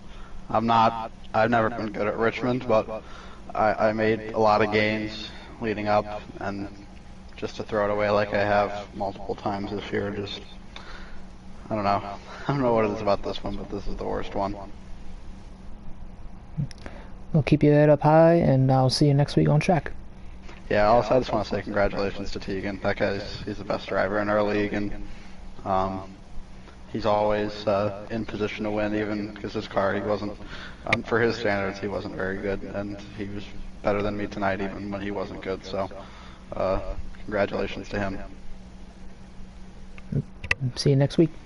Yep. See you, Mike.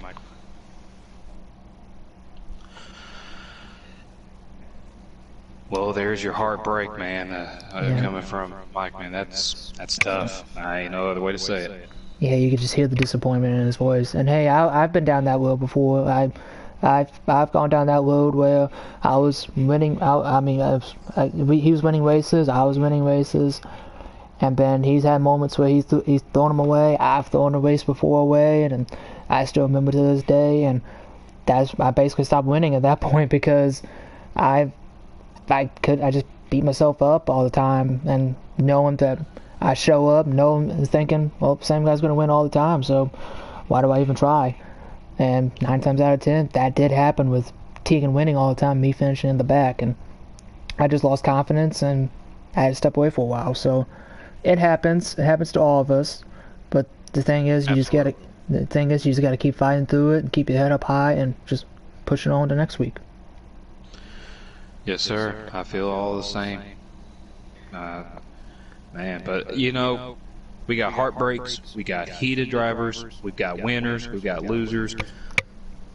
Well, I mean, can this race tonight that we have witnessed, boys, be any short from just exciting? Oh, absolutely. I'm supposed to be in bed an hour ago, and I can't go to sleep because I have fun watching this with y'all. Truly an awesome race. And I'm looking at the replay from Mike's stream, and what happened was, yeah, he got 2 of his wheels on that apron, and it just spun him around.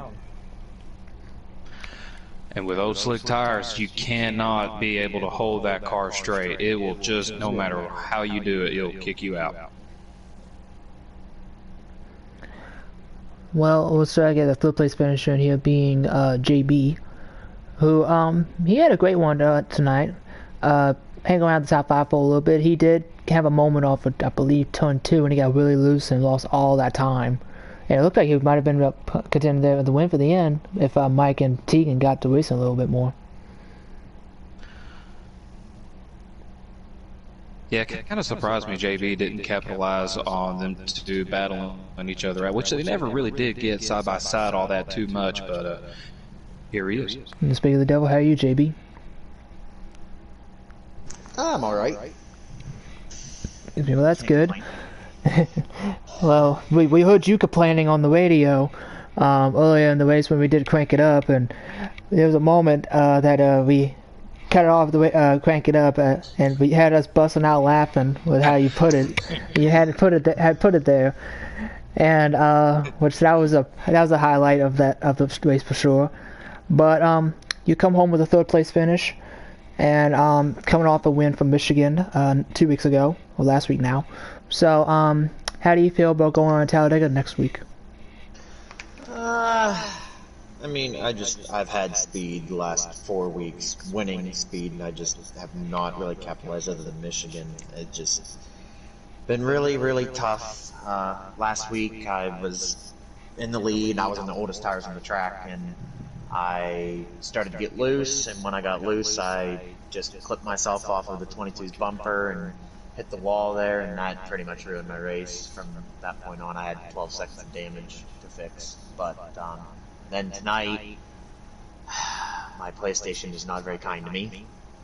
I froze 3 different times in that race, and all 3 times I hit the wall and had massive damage each time to fix. And I mean, to still finish only 3 seconds back with having to fix damage each stop was kind of nice, but at the same rate, if I didn't have to fix that damage, who knows, I could have potentially won that race. But I mean, truly, it was Mike's race. That he should have won that race. I mean, I understand the issue on pit road, but I still think he was probably the class of the field, really didn't bobble any. But I think that, in all honesty, me going into Talladega, I think I don't have a chance probably to win, considering the fact that I've pushed teammates or other people to the win the last 3 races at Talladega. But I still feel like I can probably get a top 5, so we'll go with that. Kyle, got any questions for him? Nope, no comment. Kevin, what about you? No questions really. Just want to state out that you done really good hanging out in the top 3 and top 5, JB. Despite having those moments of running to the wall when your game froze, you raced a really clean race, even against the likes of Spencer and Bradley and all of them. So, yeah, good on you, man. Good race. Thank you. Can we catch you on the track next week, JB? Because I'll be racing. Oh, sweet. It's gonna be my first race back, so might be a little rusty. Challenge accepted. We'll see. But and otherwise, congratulations on your 3rd place finish tonight, JB, and I'll see you next week at Talladega. Alrighty, thank you guys. Yes, sir.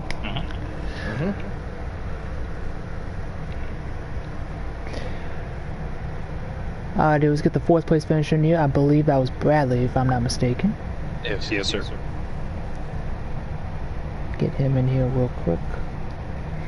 Now, he had a great one going too. There, he was up front. He stayed out. He took the he did the long strategy. He stayed out on the long there. I guess hoping for a caution. I don't know, but it kind of the first time he did it, kind of hurt him on the outcome because he lost so much time, and still managed to come on 4th though. I was curious if they were trying to hope for a caution. That's one of the questions I had for him, if you don't beat me to it. But I was just thinking, man, either they're wishing for a caution or they're really trying to stretch it out. We'll find out here right now. Yep, and there's Bradley. How are you? Good, how are you? We're doing good.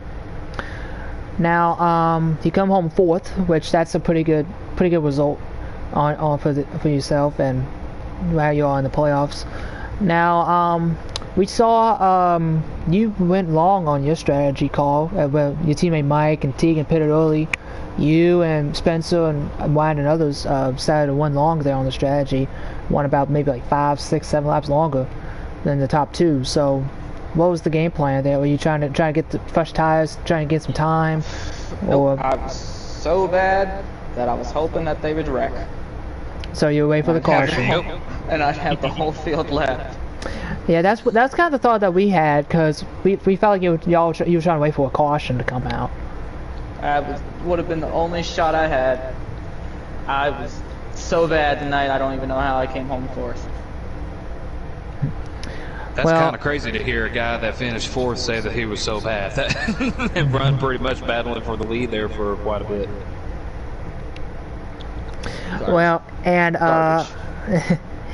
and we had your teammate Mike in here, and he was beating himself up pretty bad after what happened tonight, after coming home second. So, taking the driver hat off and putting the team owner hat on, what would you tell him in this situation? It happens. I really don't know what else to tell him. I've had wins this year get away from me making a mistake or not be in God mode saving fuel. But there's always next week. We got Dega, and he has a lot of good tracks coming up for him. So, Kyle, got any questions for him? Well, I actually have a question this time. Take us through that incident between yourself and Spencer and sort of the fallout from that. Well, he passed me clean for once. I was trying to do the same, but ended up getting loose off turn 2, and he happened to be my buffer to save me from spinning. Not what I wanted to do, but as many times as he's wrecked me, Whoa. Wow. Short, sweet, to the point. Now, heading into Talladega next week, what are your thoughts about the big old super speedway? Wreck the Fords because they just team up on Mike and I. It's basically Mike and I versus the Fords. It's what it's been the last 3 restrictor plates. Well, just to let you know, I'm going to be in the race, so hopefully we'll see how I do, but I don't know how I'm going to handle Talladega since it'll be my first race back. Well, the Fords are going to be good because they always just work with each other, and Mike, like I said, Mike and I have just had the short end of the stick at these plate tracks here recently. Only one way to find out for me is get behind the wheel next week and see what happens. Yes, sir. Well, I'll be seeing you on the track next week on Talladega, Bradley, and good job tonight on your 4th place finish. Thank you. Yes, sir. See you next week. Yes, sir.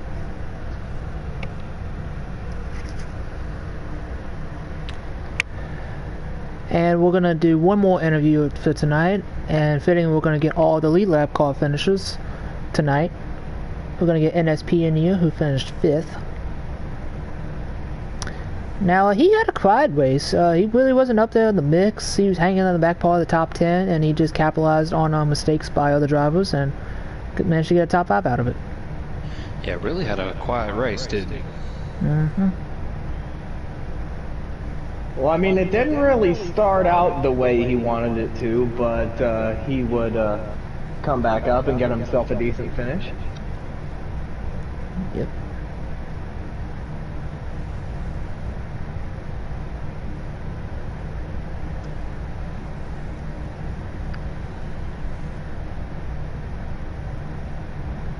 Yeah, NSP, he got that win at Road America last week, so he's on to the next round.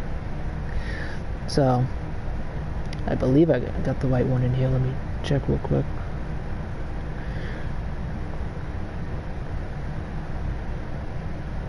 Yeah, I did. Okay.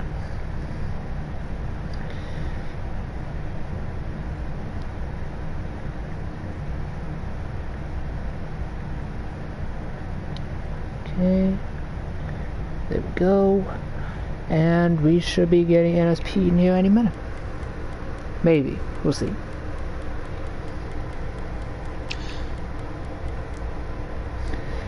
Came off his first career win, got that momentum rolling, back-to-back top 5s, and now we're heading to the super speedways at Talladega. And then we got an off week afterwards, so I wonder how drivers will be taking that off week after Talladega, heading into what's the next race after Talladega? And I think it's great that the drivers are even going to have an off week after Talladega. Because I'm pretty sure Talladega's probably going to be just as crazy as it was tonight. Yep, the next race after Talladega will be Kentucky. Which I don't have many feelings for Kentucky. I don't like the track, but I've done well at it in my past. So I don't know why tracks I like, I just won terrible, but tracks that I hate, I won really good, and then sometimes I have a love-hate relationship with tracks. So I guess it's normal. Yeah, it's funny how Kentucky and real NASCAR life doesn't really provide that much of great racing at all. And then you get on the game here, and people that really don't care for it probably have some of their best races on there. There's a couple of leagues that I race into that we go to Kentucky, and a lot of people say, man, why do we go here? And it just provides some of the best racing we've ever had. A lot of fun. I remember one of my first wins. I believe this was 2019. I want to say it was 2019 or 2018. It was me, Great on Wheels, and Big Will. It was the top three. It was three of us. We were all under a blanket for the lead. And then it was the last lap. It was me. I believe it was in the 18 or the 20. Great on Wheels was the 21. Big Will was in the 24. We get racing into 1 and 2. I'm losing touch of the top two. It's between those two for the win. And then we go down to turn 3 in the last lap. Both, I think, the Great on Wheels and Big Will sent it into turn 3. They both basically cleaned each other out, got put in the wall. I come through. I get a piece of it too. And then I'm drag racing to the 24 back to the line, and I barely beat Big Will to the line by that much. So then Kentucky proves to have some great finishes, but racing wise I just don't understand how you can have great finishes at those type of tracks. I remember I was shocked after winning that one. I'm like, I won Kentucky? Wow, I hate this track. Well, you can't tell us that you threw the trophy away just because you hate the track. I'm sure you still got it sitting in yourself right now. Well, I don't think I got a trophy for that, but because I don't think we don't hand out trophies here.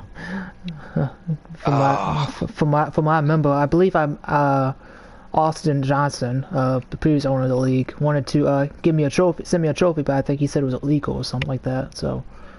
Oh man, I thought it was one of those kind of like Instagram trophy kind of looking things, you know, like you just kind of see a picture of your face there on some cropped over fancy driver or something.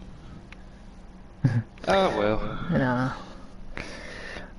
But it doesn't look like we'll be able to get NSP in here, so that's gonna be it for the stream. Any final thoughts from y'all? Oh, Kylo, I'm still trying to get my breath back, man, so I don't know about you. Well, all I can say is, it started crazy. Things kind of settled down, but just when you think, like, everyone got complacent, and like I said, somebody's got to throw a curveball, and that really big curveball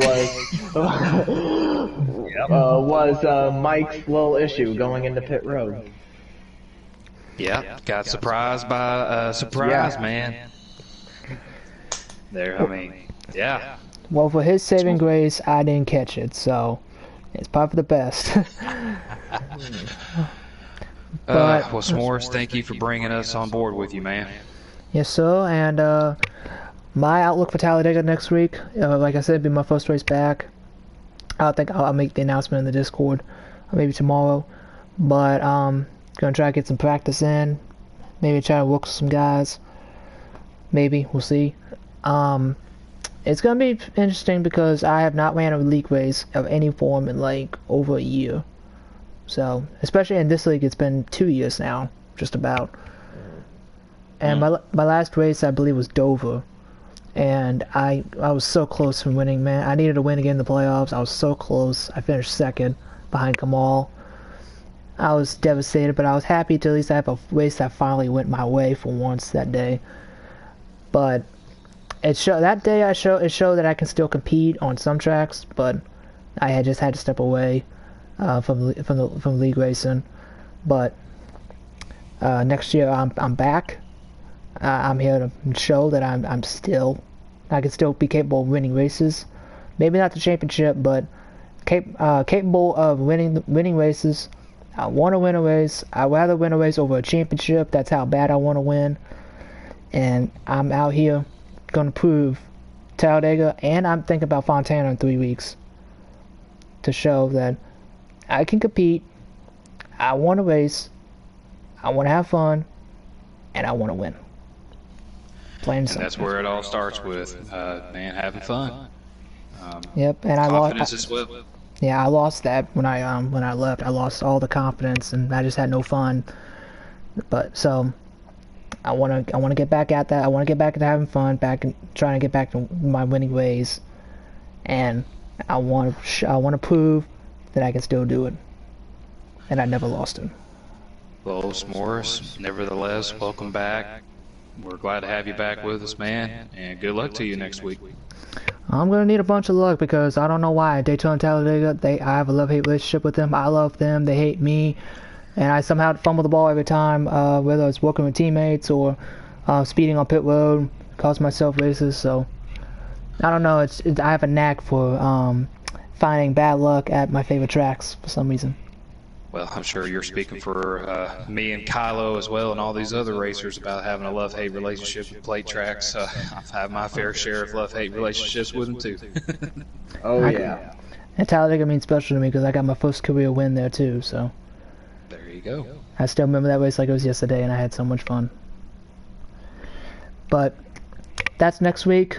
Maybe we'll try to get a broadcast for that. Maybe I'm not gonna be in the booth this time. Well, but we'll try to get a broadcast for that. We'll see, and we'll see if we'll try to get the Inward supporter thing going. We'll try for that as well. But that's next week. Tonight was Richmond. Tegan had a hard charge in Mike Man coming to the Checkered Flag, gets his win, on to the next round of the playoffs.